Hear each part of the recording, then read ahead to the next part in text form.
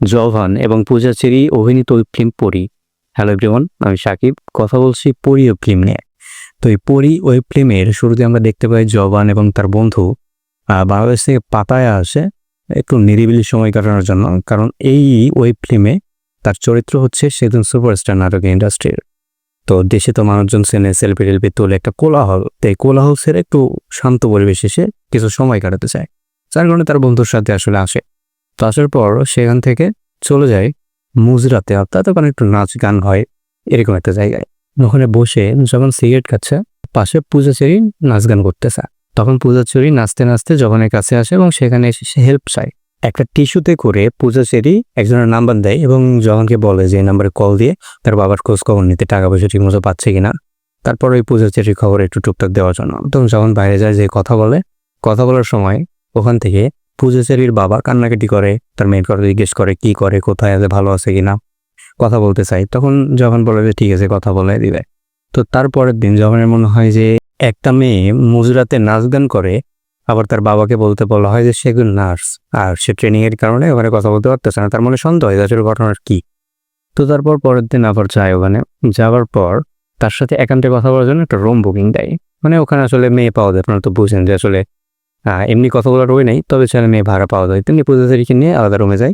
যাওয়ার পর সেখানে তার সব গল্প শোনা হয় এবং তার বাবার সাথে কথা বলানো হয়। তো গল্পে ওই সময় আমরা জানতে পারি যে পূজা চেরিকে আসলে পাচার করা হয়, গ্রাম থেকে নিয়ে আসা হয় চাকরির প্রলোভন দেখে, কিন্তু চাকরি না দিয়ে তাকে আসলে এরকম বন্দি অবস্থায় রেখে দিয়েছে, এখানে তাকে দিয়ে ব্যবসা করানো হয়। তো এটা শোনার পর যখন অনেক দুঃখ লাগে।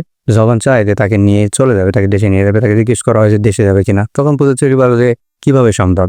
তো এসব কথাবার্তার পর যখন তার বন্ধুর কাছে এসব যখন শেয়ার করে, তখন বলে যে আসলে এগুলো করা রিস্কি, তুই আসলে ঘুরতে ব্যাপারাই কর। ও হ্যাঁ, আরেকটা কথা, এখানে তারেক আনাম খানও আছেন। তো সে আবার ওখানে প্রথমে দেখা যায় যে সে একজন রেস্টুরেন্টের মালিক, তার সাথে তাদের পরিচয় আছে যখনের। তো সে যে তার কাছে হেল্প চায় এই বিষয়ে, তখন সে বলে যে আমি কোনো হেল্প করতে পারবো না, ভয়ের কারণে সে হেল্প করতে চায় না। তো পরবর্তীতে এগুলো সব বাদ দিয়ে যখন তার বন্ধু পূজা চেরিকে কোনোভাবে সেখান থেকে নিয়ে পালিয়ে যাওয়ার চেষ্টা করে, যাওয়ার সময় পূজা চেরিকে ধরার জন্য দুটো লোক আসে, তাদের ডিঙিয়ে যাওয়ার কোনো ওয়ে নেই। তখন ওই তারেক আনাম খান আসে একটা গাড়ি নিয়ে জভান এবং পূজা চেরিকে নিয়ে চলে যায় একটা হোটেল বা ওখানে নিয়ে যায়, যেখানে যখন থাকে ওই টাইমে হুট করেই কান্নাকাটির আওয়াজ শোনা যায়। তখন যখন খুঁজতে থাকে আসলে ঘটনা কি, তখন যে দেখে যে জানালা দিয়ে পূজা চেরিকে টেনে এসে নিয়ে চলে যাইতেছে।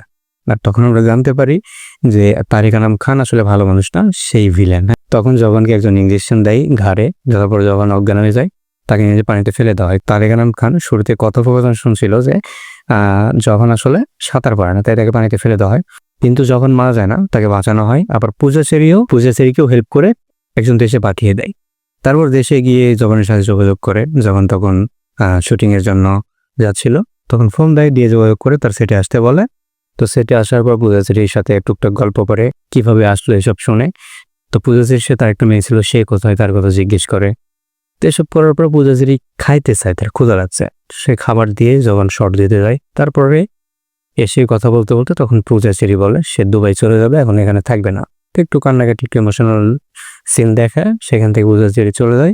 আসলে পূজা চেরি দুবাই যায় না, সে যায় হচ্ছে রেল লাইনে গিয়ে সেখানে সুইসাইড করে। যদি সুইসাইডটা বুঝাই দেখানো হয় না।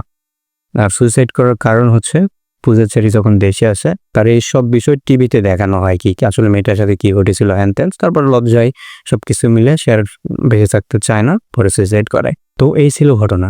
তো এই ওয়েব ফিল্মটি আপনি কোথায় দেখতে পারবেন? এই ওয়েব ফিল্মটি আপনি ইউটিউবেই পাবেন, ইউটিউবে অ্যাভেলেবল। আজ থেকে প্রায় 1-2 মাস আগে সম্ভবত রিলিজ হয়েছেন, দেখছি। তো আপনি চাইলে ওখানে দেখতে পারেন। তো এই ছিল আজকের ভিডিও, কেমন লাগলো কমেন্ট করে জানাতে পারেন। ধন্যবাদ, সবাই ভালো থাকবেন, দেখা হচ্ছে পরবর্তী ভিডিওতে। বাই।